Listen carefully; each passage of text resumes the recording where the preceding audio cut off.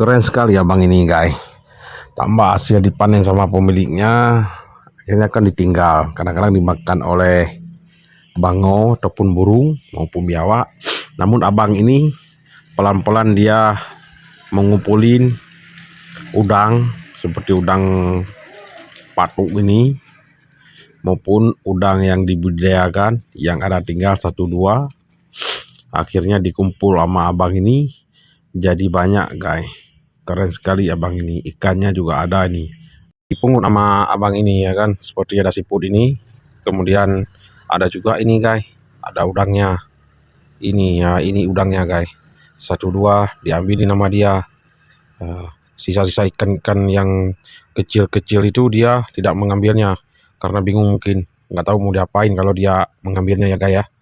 Ya kan di dalam embernya itu jadi lumayan itu buat dijual ataupun buat dimasak. Pokoknya keren dah abang ini.